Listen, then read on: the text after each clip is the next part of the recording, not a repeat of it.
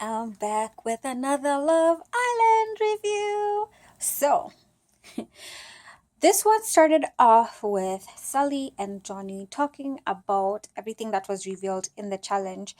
And she walks into that conversation confident and pissed at the same time. But Sully being Sully, she's super gentle and mature about how she addresses, and she's very clear as she's talking about her points and how she feels. I know if it were me, I would just be like, "Boy, you full of it.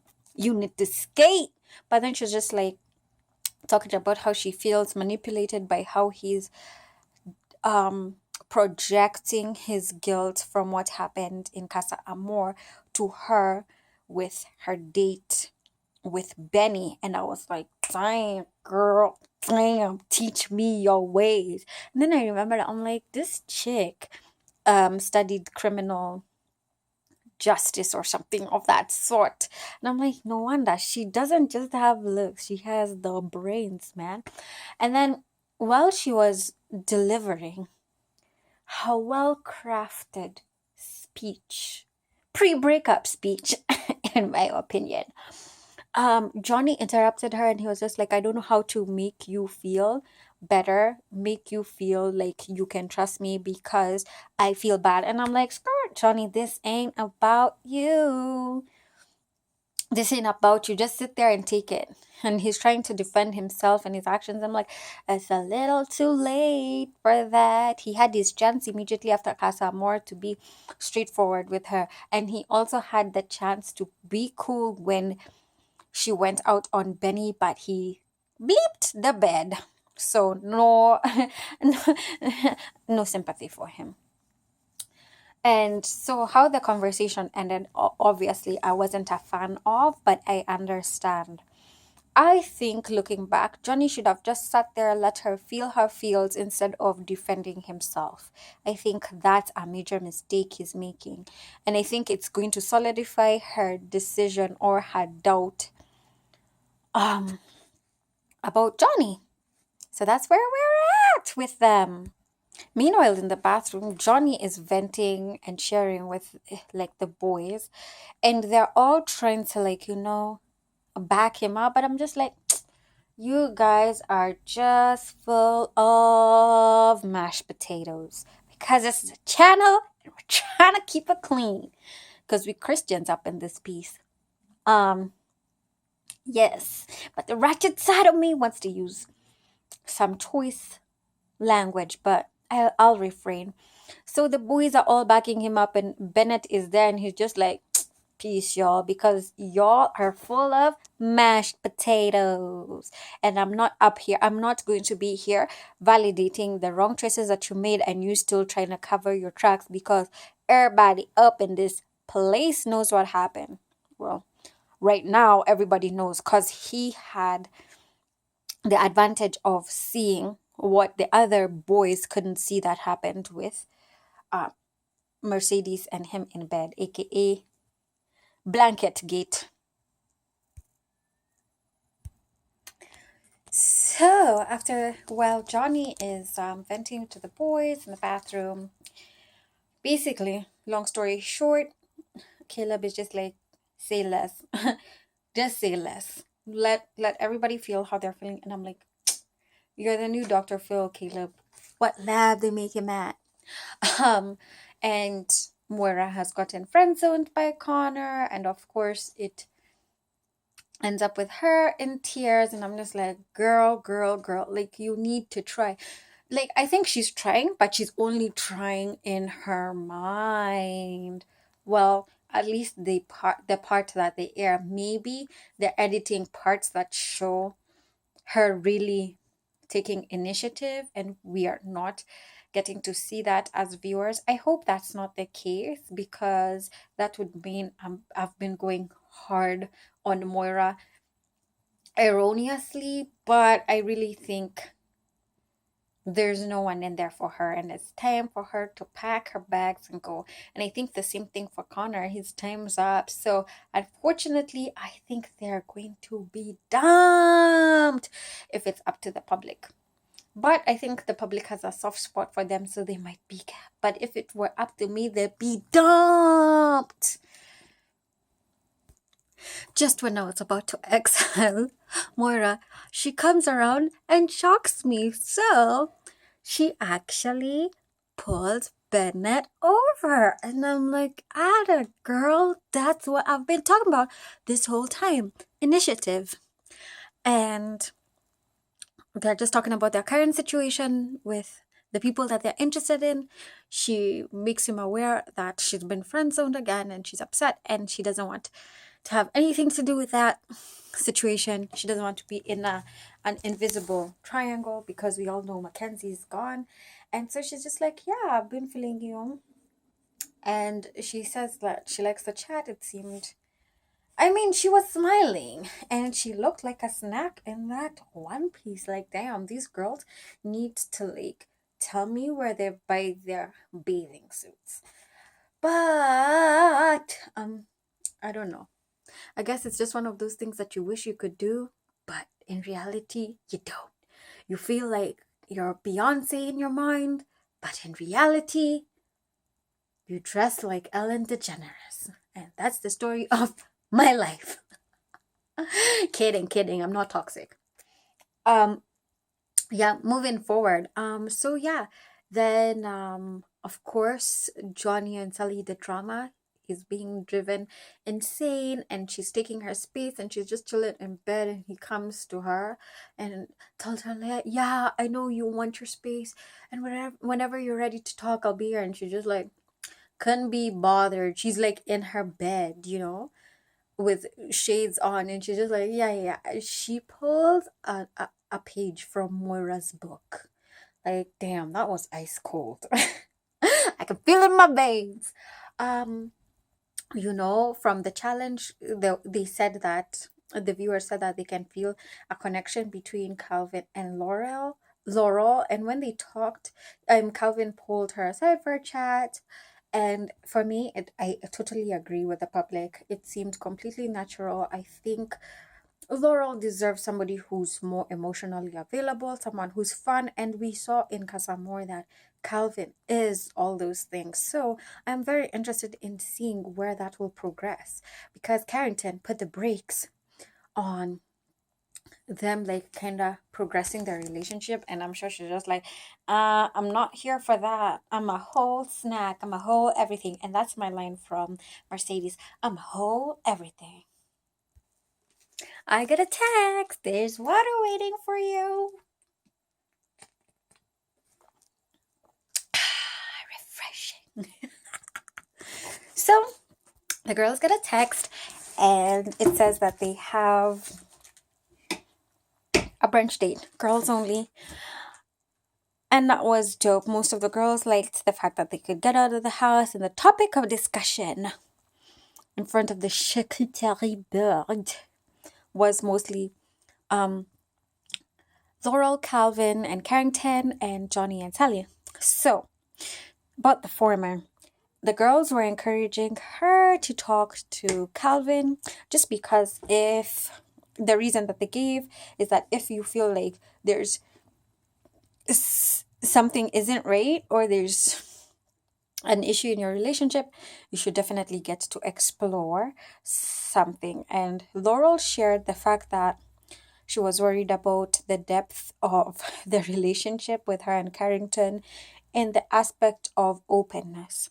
She says that he told her that he's reserved, to which Kirsten agreed. And basically, they're saying that he has very many walls up.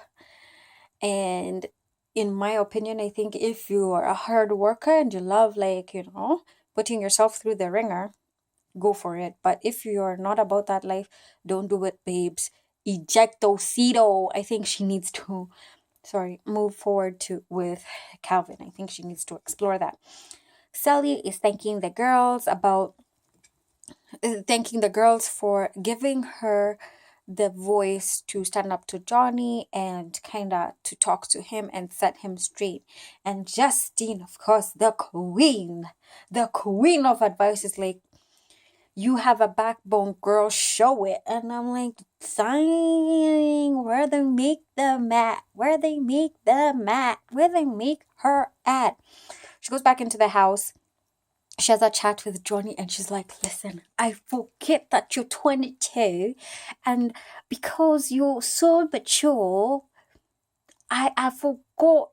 I can't do it. She forgot that might be an issue. Age might be an issue, but she needs him to do better. Ow! And she was just addressing like the facial, the facial expressions he makes, like the smirks, the eye rolls, And she's like, "Boy, you better control your face, get it right." And it just reminded me, honestly, give me flashbacks of The Bachelor, Sean season with Tiara, how she had an eyebrow thing. The girls had, especially Ashley, had an issue about her raising eyebrows, and Tiara was like, "I can't control my eyebrows. I can't." I don't know why that ran into my head. So yeah, I'm so down to see what's gonna happen after that. Question: as I'm watching this entire thing, where on earth is Noah? I don't see him in the like screenshots, like the night cams. I don't see him like behind the scenes. And I know it's all about Sally and Johnny, but it's like, what did y'all do with Noah? Because he's such a great guy, honestly, and I think the girls should give him a chance if they had. Anyways, just kidding. So, speaking of new boys, new boy Benny, I haven't talked about him. All those boys coming in were hella attractive. New boy Benny, damn. Damn! I don't even know what to say. And, yeah, I don't know what to say. But damn. Um, so he just seems to gel well in the villa. Obviously, he has his eye on Sally, but then he's like, he doesn't want to stir the pot. He wants like the chips to fall where they may and hopefully be there to scoop Sally up. But what I like about him is that he's super mature. Um, so the night comes in and rolls in, and the girls are doing their makeup, and Moira's like, "Do you think I'll be next?" To go, "Yes, Moira, you'll be next, cause you tripping." Okay, so they're just having like drinks and getting to know each other around the table. It's a bunch of guys, obviously. Okay, the ones that I remember are Caleb, Carrington, Laurel. I think Connor. I don't remember who else. And then there. So basically, Caleb is asking Carrington questions about Laurel, to which he answers incorrectly or knows not the answer. And she's just like, whoa, like, dude. And then she rebuttals by telling him everything, like answering the questions Caleb asked about her, now answering them about Carrington, and she knows everything. And after that, she just like takes a minute to herself and she's just like, "Oh, I'm just getting red flags." She's just having like an uneasy feeling. Kirsten creeps up trying to scare her, but then it doesn't work out. And then they end up talking about Carrington. And then she's just like, they confide in each other. And as they're confiding in each other, I'm just like, Kirsten still gives me the vibes that she's still into Carrington. Whether she's like into new boy Bennett or not, she still has feelings for Carrington, no doubt. Um, so I think Laurel, as she said in the confessionals, would be doing herself a disservice if she didn't get to know Calvin. I am here for Laurel and Calvin. Sally has a chat with new boy Benny, and I'm like, yes, yes, yes, yes. Let it happen. Let it happen. I like the vibes. I like everything. Watch it for yourselves because I can't go into it play by play. But the point is that Johnny is sweating his socks off. Okay, seeing his girl talking to new boy Benny is just making him defensive, is giving him the sweat, and it's a nice slice of humble pie because coming in he was just like, y'all will make good friends for Sally. Yeah, think who was wrong there and how he acted in Casa More. Let Sally have her Love Island experience. Let Laurel have her Love Island experience. Let Moira have. Everybody needs to have a Love Island experience instead of being all hubbed up or all wifed up when you hardly know who you're dealing with. All right. This just in, new boy Noah is no longer in the villa. And I'm like, what? No explanation? What? Who? Huh? Where? Yeah, he is not in the villa. Laura and Carrington have a discussion in bed where Carrington basically is asking Laurel like if she wants to get to know Calvin like romantically or just as a person, and she's just like, I don't know. Then he's like, I already know what you're going to decide. I just wish you had told me earlier. And then she's just like, what? Like, he didn't even give her an opportunity to speak. He was just going off on his insecurities. And that's the thing that I'm realizing with these boys. Whenever they're insecure, they jump to their own conclusions, don't think about how they're going to approach the situation, and shoot off at the mouth and then like ruin everything. Which is what happens because there's a text that comes in the next morning saying that there's going to be a recoupling and it's the girl's pick. And everyone is kind of like scrambling around, kind of getting to know, have an understanding of where the different girls' mindset is. Um, Specifically Moira. She's approached by Calvin and who else? Connor. Kirsten is approached by Bennett.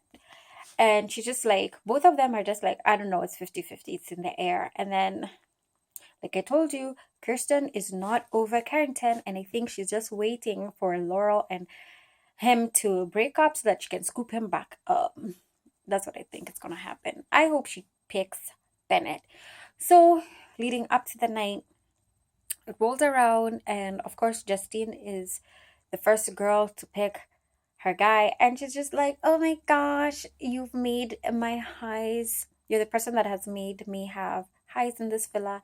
And when I look back on the lows, I realize it was worth it because I met the John Legend to my Chrissy Teigen, and I'm like, could you be more sweeter? Like, could you be any sweeter? That was absolutely the best. Sully is just like, I don't know. I think she'll be the last to pick.